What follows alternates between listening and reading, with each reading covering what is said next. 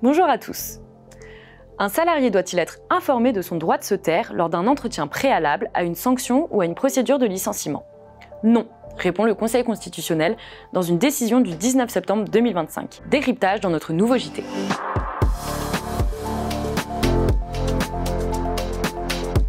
Le Code du travail impose à l'employeur qui envisage une sanction disciplinaire ou un licenciement pour motif personnel de convoquer le salarié par écrit à un entretien préalable. La convocation doit préciser l'objet de l'entretien. Au cours de l'entretien, l'employeur doit indiquer le motif de la sanction ou du licenciement envisagé et recueillir les explications du salarié. Le Conseil d'État et la Cour de cassation ont interrogé le Conseil constitutionnel sur la question suivante. L'absence d'obligation de l'employeur d'informer le salarié qu'il a le droit de se taire lors de l'entretien préalable à un licenciement ou une sanction disciplinaire est-elle conforme à la Constitution? Pour les auteurs des questions prioritaires de constitutionnalité, les dispositions du Code du travail ne prévoyant pas l'information du salarié sur ce point sont contraires à l'article 9 de la Déclaration des droits de l'homme et du citoyen de 1789. Selon cet article, à valeur constitutionnelle, nul n'est tenu de s'accuser, dont découle le droit de se taire.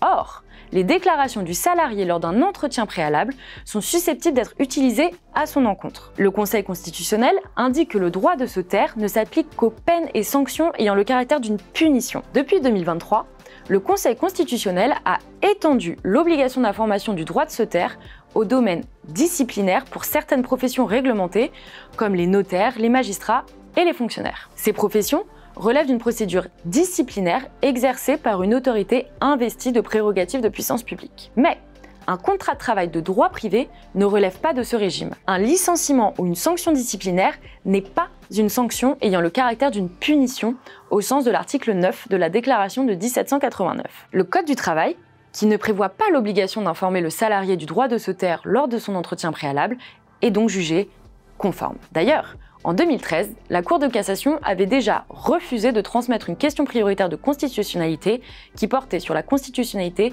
des mêmes dispositions légales. Les requérants reprochaient que le droit d'accès du salarié à son dossier en amont de l'entretien préalable n'était pas prévu par ces dispositions. La Cour avait alors considéré que le principe du droit à un procès équitable ne s'applique pas au stade non juridictionnel de l'entretien préalable. Notre conseil: même s'ils n'ont pas à en être informés préalablement, les salariés peuvent garder le silence et même ne pas assister à l'entretien préalable. Il reste cependant préférable, pour les deux parties, que le salarié s'exprime. L'objectif de cet entretien est justement de permettre à l'employeur d'entendre les explications du salarié pour qu'il puisse prendre sa décision et, le cas échéant, renoncer à son projet de licenciement. Bien évidemment, nous sommes à vos côtés pour vous accompagner dans la procédure.